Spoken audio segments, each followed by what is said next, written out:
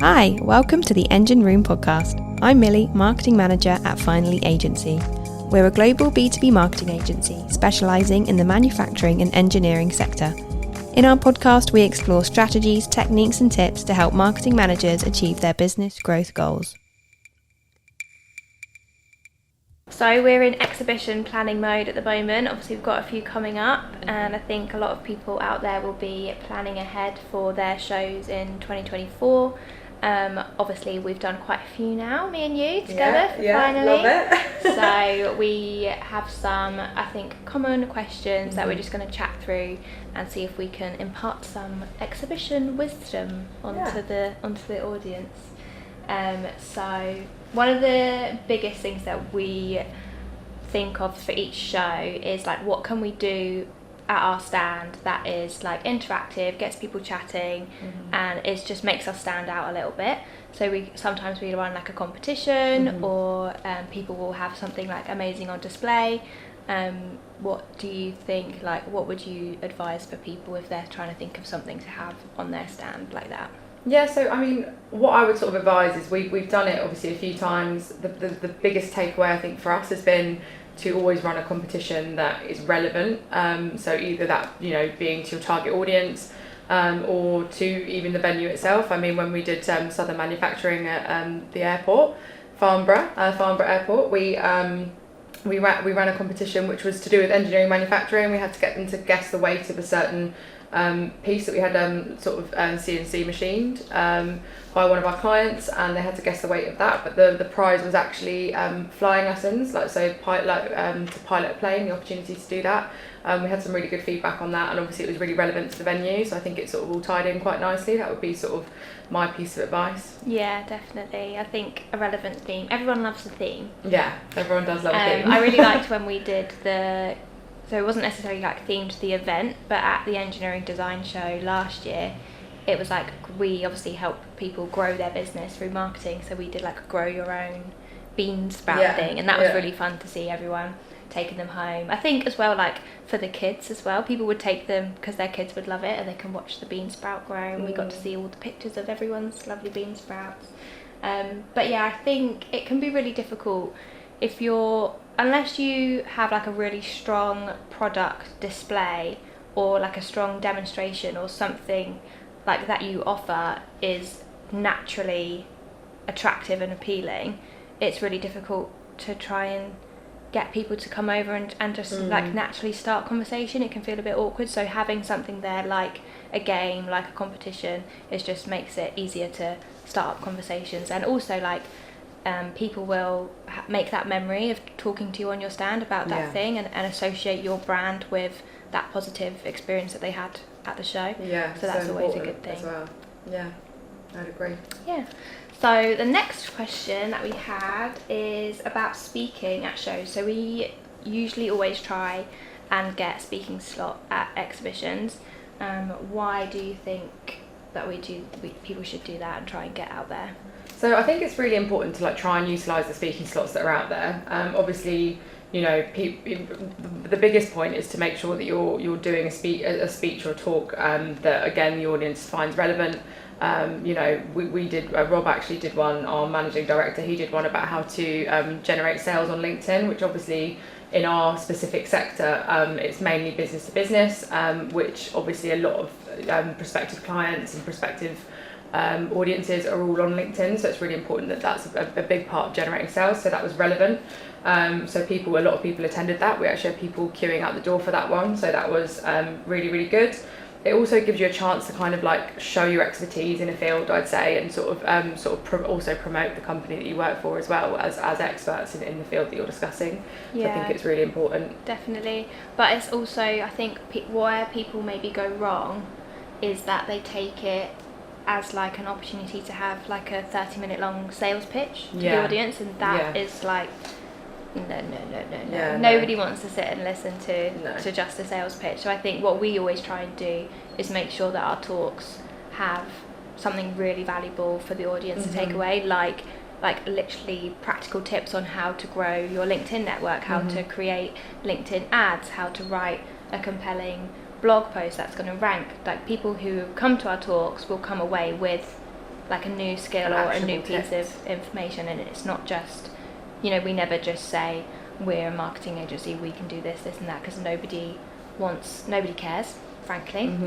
They just want something, what, you know, what's in it for them, why should they come and listen to the talk. So yeah, definitely do try and get speaking slots. They can be expensive. I've noticed just from trying to get ourselves speaking slots that prices now are quite high, so obviously you want to make sure that the audience is getting value, so you do eventually see that return. But also a little inside trick is, if you always have like 3 to 4 talks like on your roster that you can have throughout the year and update them so they're always relevant, if you can like kind of squeeze in at the last minute, if someone in the program might have dropped out or there's a gap, the organisers will want to fill it, so there might be discounts that you can get if you kind of can be sort of on the ball and get a space nearer the time of the show. That's a really good tip.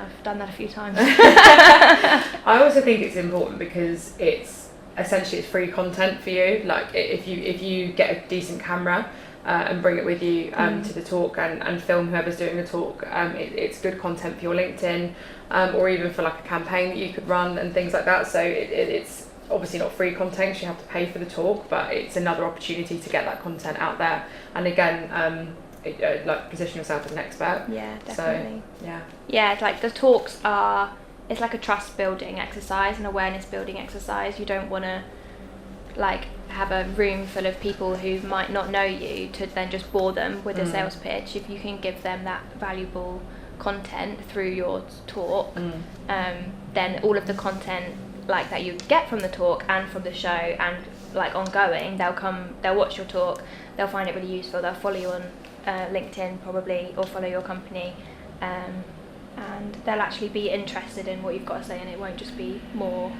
like faff out there in the world. Okay, so the next thing then is, what's your exhibition essential? Anything that you must always remember to bring? Or I'd say it's probably my phone and my charger. And that's actually because of HubSpot. So HubSpot, obviously they have an app, but it's really, really good for creating conversations and sort of tasks that you have to do. So you can scan business cards, it instantly creates a contact. You can then create a follow-up task to then follow up with that person, you know, a week or 2 after the event. I just find it's a really easy way of like tracking who I've spoken to and following up on leads and things like that. So I'd actually say it's really important to make sure that your phone is fully charged and that you have that available for you. And obviously maybe bringing some business cards as well, like on that similar subject, like making sure that you have your own contact details available to hand out as well is really, really important.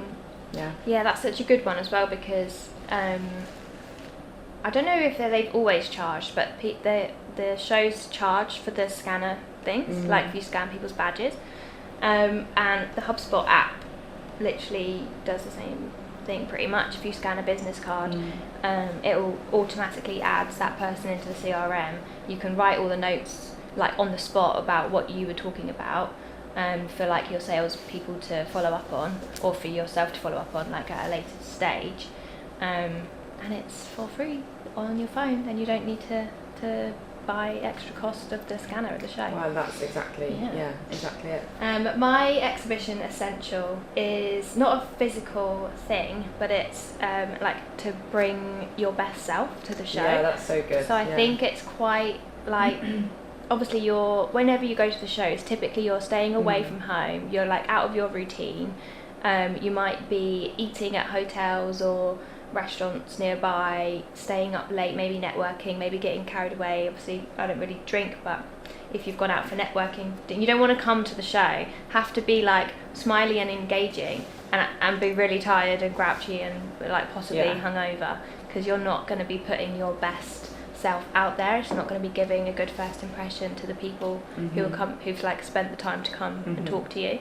And I think it does make a difference. You've just got to bring the energy, take breaks throughout the day so that you're always like ready to have that engaging, positive, friendly experience with people who come and talk to you. Yeah, because I mean it does sometimes feel a bit repetitive, doesn't it? You do have a lot of similar conversations. You kind of end up having this sort of, I guess, sales pitch, but not like hard sales pitch to the people that you speak to. I know that sort of by the end of the last show, the last day of the shows that I've done, like, I do start feeling like you're kind of regurgitating the same thing, but it is about bringing that energy. It is about sort of giving that smile for the same conversation you had the very first day to the very last day.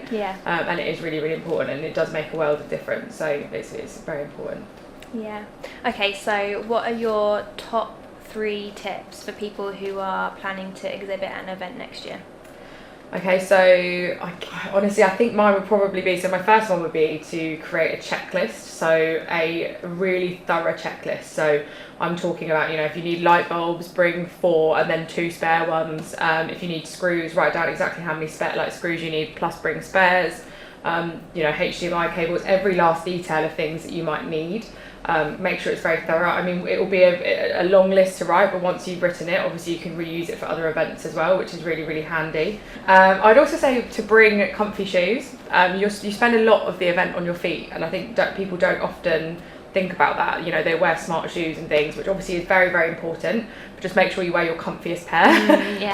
You'll be on your feet all day, and you need to think about being comfortable in order to keep that smile that we mentioned also about. like walking from, I don't know, if any of you guys have exhibited at the NEC before, walking from one end of the hall, like especially at big events like MAC, if you're in the engineering space, you've probably been to MAC or heard of it. That is a big show. Like if you were trying to walk from, the coffee place back to your stand 4-5 times a day. Or even we went to go get some food, didn't we? But everyone was so busy that we had to travel all the way around the other side of the whole NEC. Yeah, you need to bring your miles. your Fitbit. Your steps will be through the roof. Yeah. What's your last tip? My last tip is to bring lots of merchandise. So it's really, really good to start conversations, basically. So it's important to have like merchandise, things on your stand, case study books, brochures, interactive things that draw people's eyes and get conversations flowing. That's probably my last one. What about you? So my top 3 tips for exhibitions. The first one is to, the exhibition is just 1 day, 2 days, maybe a week, if it's a big one, in the calendar. The really valuable time is the weeks leading up to it and the weeks after. I think people forget about that time around the exhibition. One of my first tips would be to remember that the exhibition is just a very small part of what could be a really big opportunity for businesses to create new relationships and capture leads and start conversations that will hopefully last beyond the show. The exhibition is just one small part of it. Think about what you could do around the show to really maximise your efforts at the show, because they are a big investment. So you need to try and getting the most out of the show isn't just about what you can do while you're there. It's about what you can do before you get there and after you get there. For sure. So another tip would be to show up the night or day before. I think people, and I've seen it firsthand, they're running in with their cardboard boxes and they're rushing around in the morning. They've not given themselves enough time to deal with anything that might come up, because generally things do go wrong. You could forget things that even if you're the most prepared person ever, unforeseen things like electricity problems or something might break or whatever it is. If you just rock up on the morning, you're not giving yourself that time to prepare. You're gonna be all stressed. You're not gonna be that best version of yourself throughout the rest of the day, because you'll have had such a stressful morning. So definitely show up at least the night before, if not the day before. You can get everything set up. If other people are installing your stand for you, you can go and check that everything's as you want it to be, and then you can have a restful evening. And wake up and be ready for the day the next day. And then my last top tip is, I think a lot of companies make this mistake and they just send their salespeople to the shows. Whereas I think you'd get more value if you send your sales and marketing team. I think what tends to happen maybe is that the marketers would go on the morning of the first day, maybe the day before, check that the stand looks on brand and they've got what they need, and then they'll shoot off. Whereas I think you could get a lot of value out of the marketer being there, because at the end of the day, it's the marketer who's like whole job revolves around your customer, your target customer. Why would you not want them to spend all of that time surrounded by all of those people who are hearing their feedback, what they have to say, chatting to them, getting their pain points, understanding what frustrates them, what they are interested in. Like that's like such a valuable time with your one-on-one, face-to-face with your target customer that you don't get any other in any other way. Any other form, really. So I just think send your marketing team, and also not only that, obviously that's really important, but they can create content while they're there. They can work while they're there. They'll get ideas. They'll get inspiration. Get away from their desk.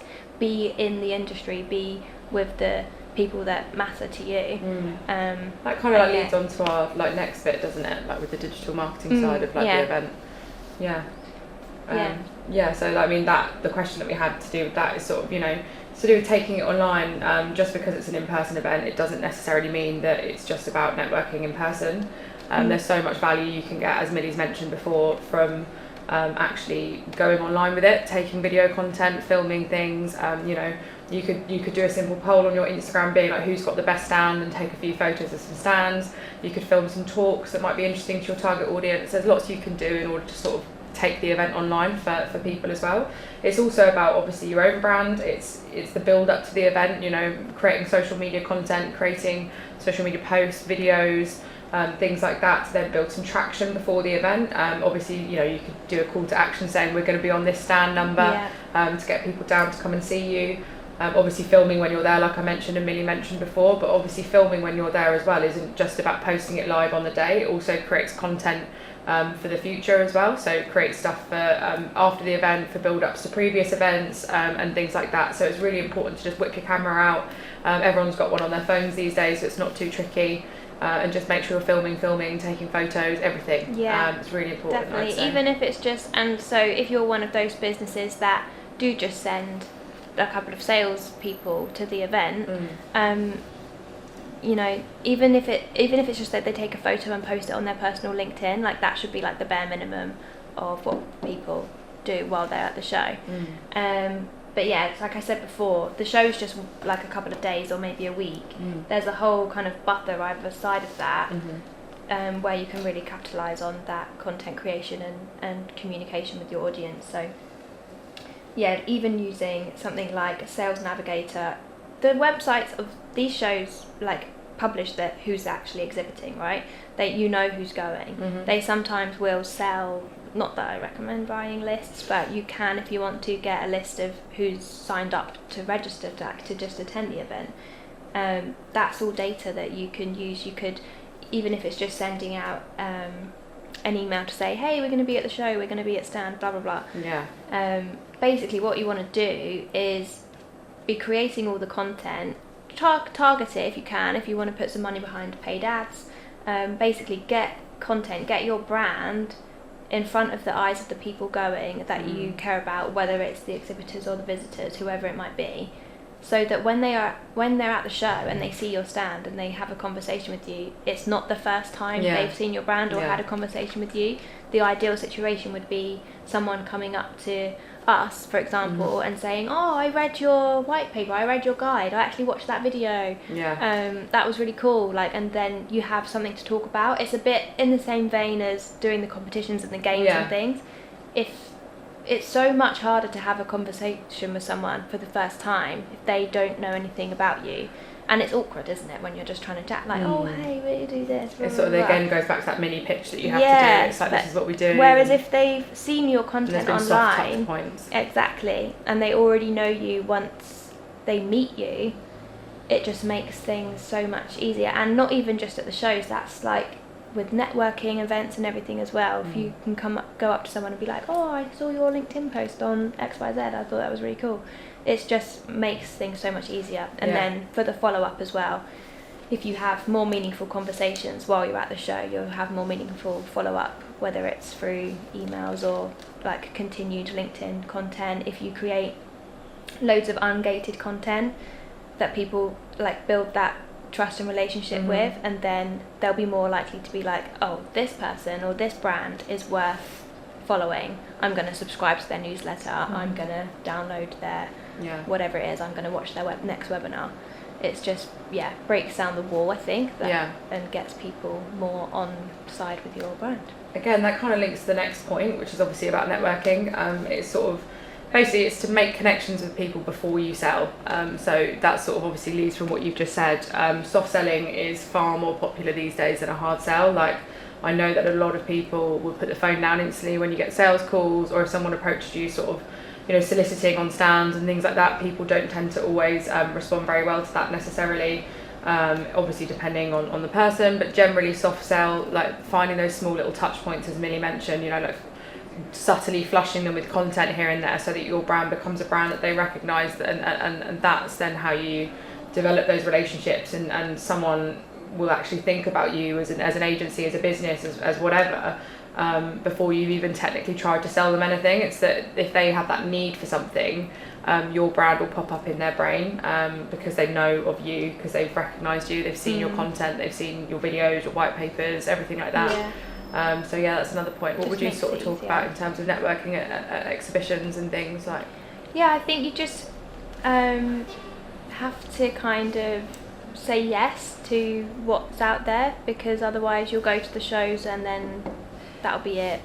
You won't have any more meaningful conversation than you can have in that 2, 3, 10 maybe minute conversation with someone in a very noisy, busy exhibition hall. If you go to those dedicated events that either the show put on or other businesses put on, like the sponsored businesses, sometimes they'll put something on.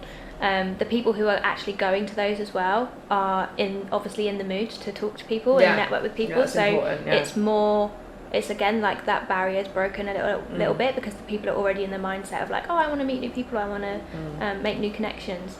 And then also, like, don't be afraid to host your own event. Like, if you're looking at the show and you're looking at what's out there and you're thinking, actually, like, this isn't really relevant for me, the people who are going to that aren't typically like who I would want to speak to, then have your own event, have your own drinks and invite people to it. If nobody shows up, then you're just having a nice drink on your own. We've done that previously in the past. We've hosted sort of dinners after exhibitions, and they've actually gone down a storm. I think like a real treat. Like, I think what we sort of positioned that evening to be like, and what we're doing with other events that we're hosting like that, is to make sure that we stress the fact that it's a non-sales environment. I think people tend to shy away if you sort of say, especially as a marketing agency hosting something like that, I think people tend to think, we're going there to sell, but that's not the case. We actually wanted to network, to meet people, a chance for people to network.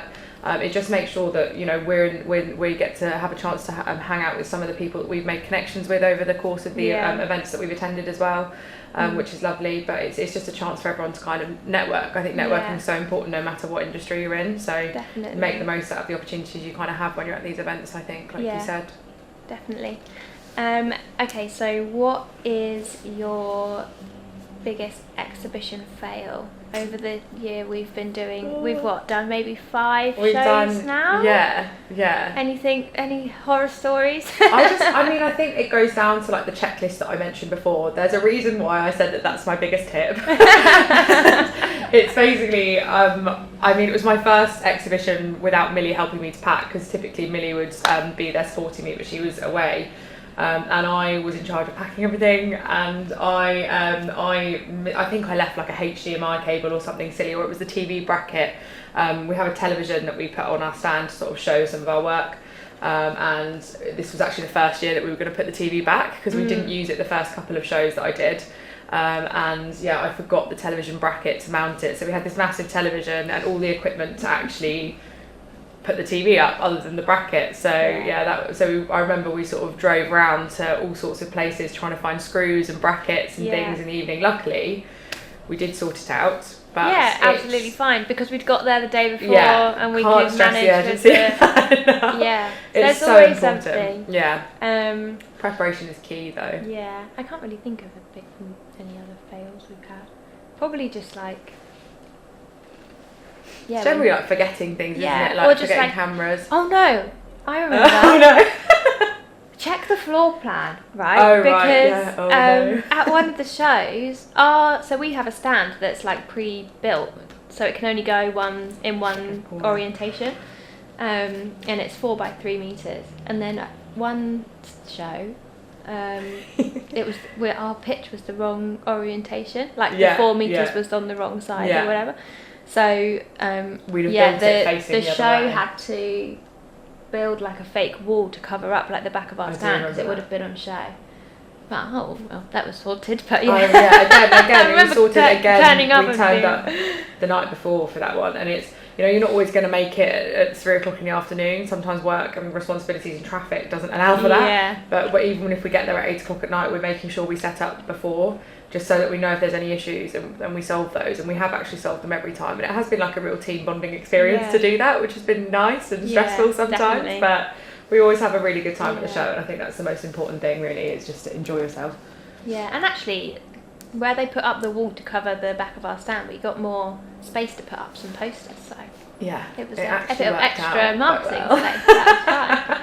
But yeah, I think talking about a floor plan as well, there's people may stress like, oh, because the floor plans are so big and they're also really tiny and you have to zoom in and where's the best place to put your pitch if you could choose anywhere within your budget? Where would you go?